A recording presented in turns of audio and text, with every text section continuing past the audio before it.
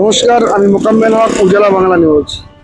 আমরা চলে এসেছি বসিরহাট সাংগঠনিক জেলা, মানে বসিরহাট জেলার বসিরহাট দক্ষিণ বিধানসভার অন্তর্গত কোটরা পঞ্চায়েতের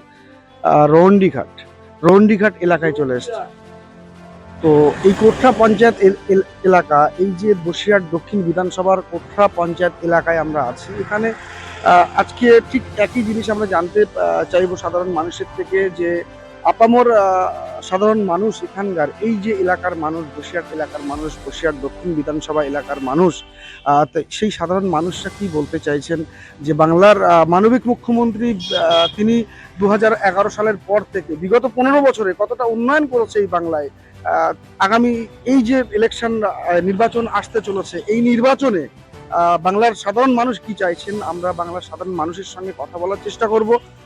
যে সাধারণ মানুষ মমতা বন্দ্যোপাধ্যায়ের যে উন্নয়ন, যে প্রায় 80টির উপর যে জনমুখী প্রকল্প, সেই প্রকল্পের যে প্রভাব যে বাংলার সাধারণ মানুষ পেয়েছেন, এই বিশেষ করে বসিরহাট দক্ষিণ বিধানসভার অন্তর্গত কোটরা পঞ্চায়েত এলাকার সাধারণ মানুষ কি বলবেন একটু জানবো তারা কি বলতে চাইছেন, তারা কি বলবেন। দাদা, একটু জিজ্ঞাসা করব, আর হয়তো 2 থেকে আড়াই মাস পর বাংলায় বিধানসভা নির্বাচন। তো বাংলার মানবিক মুখ্যমন্ত্রী প্রায় 80টির উপর প্রকল্প, জনমুখী প্রকল্প তিনি বাংলার সাধারণ মানুষকে উপহার দিয়েছেন। বিশেষ করে 26-এ তার যুগান্তকারী সিদ্ধান্ত বাংলার বেকার যুবক যুবতীদের জন্য যে যুবসাথী প্রকল্প, যার মাধ্যম দিয়ে লক্ষ্মীর ভান্ডারের মতো 1,500 করে ভাতা পাবে। আপনি এই নির্বাচনে আপনি কাকে চাইবেন? মমতাকে চায়। মমতা বন্দ্যোপাধ্যায়কে চান। আর এর আগে আমরা দেখেছি যে কেন্দ্র সরকার, মানে বিজেপি সরকার, নরেন্দ্র মোদী সরকার 2014 থেকে বাংলার মানুষকে নানা রকম ভাবে হয়রানি করেছে। কখনো নোটবন্দির নামে, কখনো জিএসটির নামে, বিভিন্ন রকম ভাবে। এই যে রিসেন্ট আমরা জানি যে এসআর হয়েছে বাংলায়, সাধারণ মানুষকে কত হয়রানির মুখে পড়তে হয়েছে। লজিক্যাল ডিসক্রিপেন্সির নামে সাধারণ মানুষকে কিভাবে হয়রানি করেছেন। তো সেই জায়গায় দাঁড়িয়ে মমতা বন্দ্যোপাধ্যায় এই বাংলার মানুষের পাশে দাঁড়িয়েছেন। তিনি কিন্তু সুপ্রিম কোর্টেও চলে গেছিলেন বাংলার মানুষের জন্য। কি বলবেন যে মমতা বন্দ্যোপাধ্যায় কতটা আসন পেতে পারে? আপনি শুনেন তো, ওই লোক বলতে, আমি বলতে পারবো না। আপনি ব্যক্তিগতভাবে মমতা বন্দ্যোপাধ্যায়কে? হ্যাঁ, ওই জন্য। ধন্যবাদ, আরো কথা বলার চেষ্টা করব। দাদা, এই বাংলার মানবিক মুখ্যমন্ত্রী তার বিভিন্ন প্রকল্পের মাধ্যম দিয়ে 15 বছরে অনেক পরিষেবা দিয়েছেন সাধারণ মানুষকে। তো আর হয়তো 1.5 থেকে 2 মাস পরে নির্বাচন, এই বসিরহাট দক্ষিণ বিধানসভা, আপনি কি চাইবেন? আপনি কাকে চাইবেন? আমি মমতাকে চাই। আমরা জানি যে বিগত দিনে 2014 থেকে কেন্দ্র সরকার, বিজেপি শাসিত সরকার বিভিন্ন রকম ভাবে বাংলার মানুষকে হয়রানি করেছে। এমনকি 100 দিনের কাজের বকেয়া টাকা এখনো পর্যন্ত বাংলাকে দেয়নি। সেই জায়গায় এই নির্বাচনে আপনি মমতা বন্দ্যোপাধ্যায়কে কি বলবেন? মমতা বন্দ্যোপাধ্যায়কে আমরা ভালো বলবো, আমরা খারাপ বলবো। মানে 100-এ 100 দিদি আসছে। হ্যাঁ, দিদি আসছে। ধন্যবাদ। আপনিও বলুন, আপনার থেকেও আপনি কাকে চাইবেন এই 26-এ বিধানসভা নির্বাচনে? কাকে চাইবেন? বসিরহাট দক্ষিণ বিধানসভার অন্তর্গত এই কোটরা পঞ্চায়েত এলাকার মানুষ, আপনি কাকে চাইবেন? আমি মমতা বন্দ্যোপাধ্যায় চাই, মা মাটি বাংলার মেয়ে, তাকে চাই। হ্যাঁ, ধন্যবাদ দাদা, ধন্যবাদ। আমরা আরো এই বসিরহাট দক্ষিণ বিধানসভার অন্তর্গত কোটরা পঞ্চায়েত এরিয়ায় আমরা আছি। কোটরা পঞ্চায়েত এরিয়ায় ডন্ডির হাট, এই যে মার্কেটটার নাম হলো ডন্ডির হাট, এই ডন্ডির হাটে আমরা এখন উপস্থিত। সাধারণ মানুষের থেকে জানার চেষ্টা করছি যে সাধারণ মানুষ কি চাইছেন। আমরা সাধারণ মানুষের থেকে কথা বলার চেষ্টা করব। আরো আমরা কিছু মানুষের সঙ্গে কথা বলার চেষ্টা করব, তারা সাধারণ ভোটার। বসিরহাট দক্ষিণ বিধানসভার অন্তর্গত কোটরা পঞ্চায়েত এলাকার ডন্ডির হাট বলে একটি জায়গা, সেই জায়গাতে, সেই মার্কেটে আছি। আচ্ছা, একটু কথা বলবো। বাংলার মানবিক মুখ্যমন্ত্রী 2011 সালের পর থেকে বিভিন্ন রকম প্রকল্প বাংলার সাধারণ মানুষকে উপহার দিয়েছে। তো আর হয়তো 2 থেকে আড়াই মাসের মধ্যে নির্বাচন।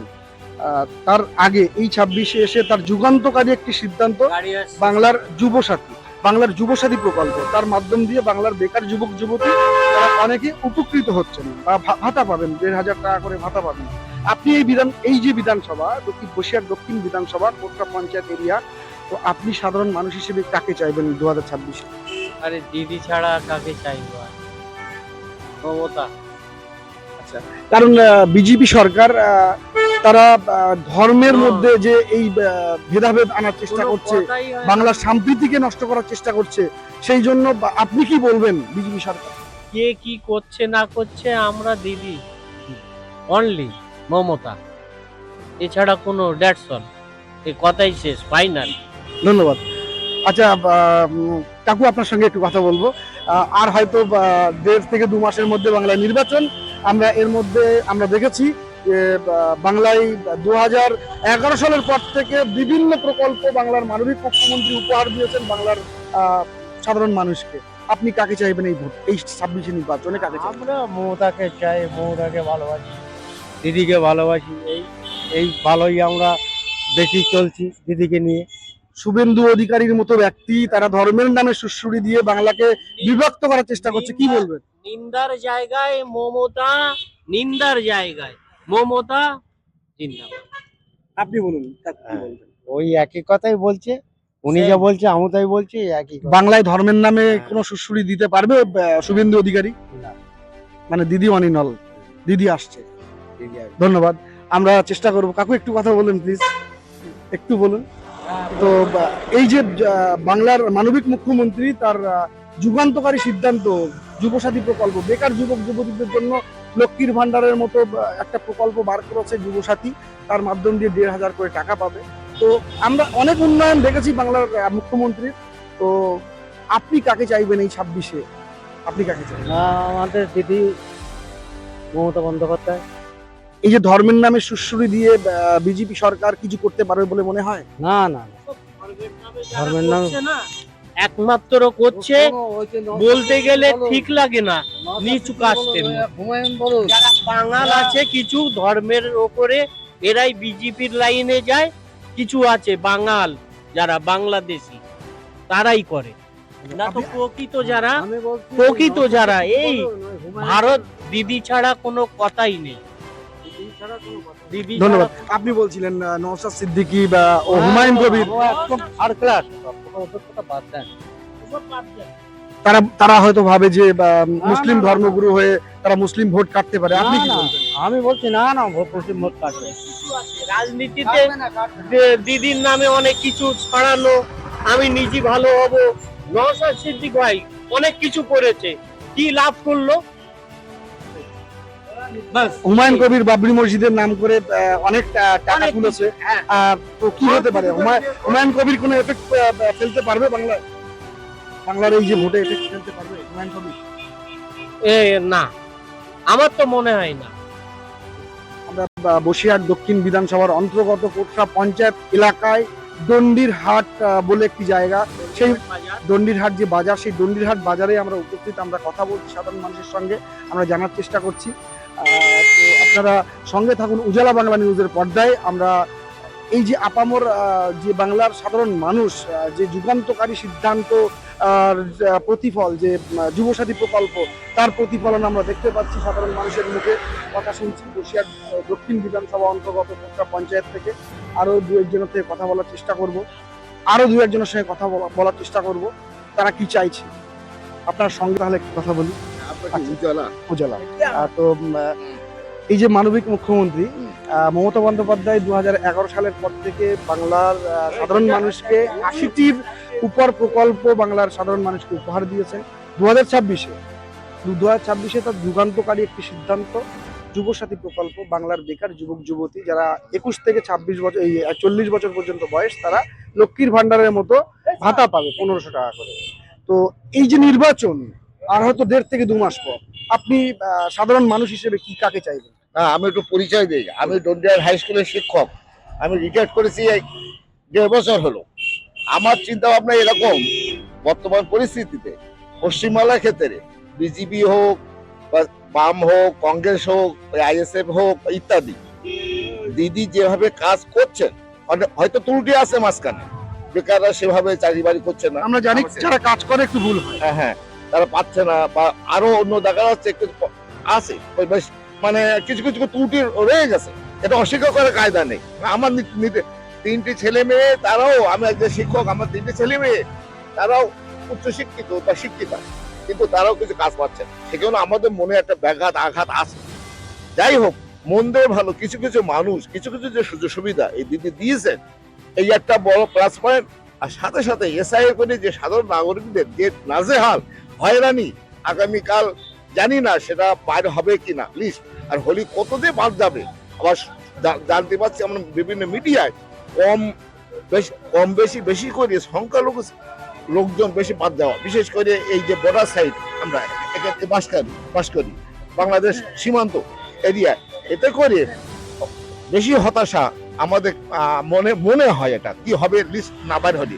তা যাই হোক, এটা একটা বিজিবির একটা পাশে থেকে নির্বাচন কমিশন এটা করে যাচ্ছে। এটা আমরা সবাই যারা শিক্ষিত, যারা বুদ্ধি, আমরা জানি যে নির্বাচন কমিশনার বিজেপি সরকারের দলদাস। এই দুটো কারণে এসআইআর এবং যে মমতা দিদি এই যে তার মানুষের পাশে দাঁড়ায় কিছু কিছু দেওয়া বেকারদের, সেটা খুব সন্তুষ্ট না। কিন্তু সেই পিছনে হওয়া পকেটে কিছু হাত খরচ, এই দুটো দিকে দিদিকে আরো গতবারের থেকে এবার আরো বেশি সিটিয়ে যেতে হবে, এবং বিজেপি যে ধারণা চিন্তা ভাবনা সে ধারণা ব্যর্থ হবে। আর সাথে সাথে আমি একজন সংখ্যালঘু হিসেবে বলতে পারি যে ওই হুমায়ুন কবির যে জিওপি যে দলটা করেছেন বা আইএসএফ, এটা হয়তো হুজুগে আমরা আছে, আমার সম্বন্ধে কিছু আবেগ আছে, এটা কোনো কার্যকরী ভূমিকা নেবে। ঠিক ভোটে মুখোমুখি মানুষ সিদ্ধান্ত নেবে। বিশেষ করে বাংলার মানুষেরা অত্যন্ত রাজনীতি সচেতন, আশা করা যায়।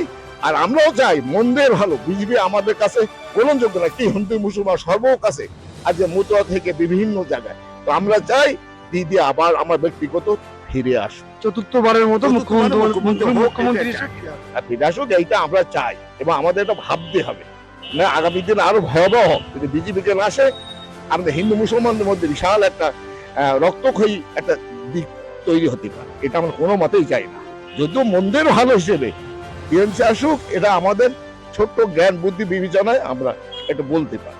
সকল আমার সাথে একমত নাও হতে পারে, এটা আমার চিন্তা ভাবনা। আমার যেমন শুভেন্দু অধিকারী অনেক কথাই বলছেন যে ধর্মের নামে যে রাজনীতি, ধর্মের নামে রাজনীতি করে বাংলায় কিছু করতে পারবে বলে মনে হয় না। এটা কোনো মতে হয় না। সেকুলার ধর্ম নিরপেক্ষ, এটা আমরা দেখে এসেছি।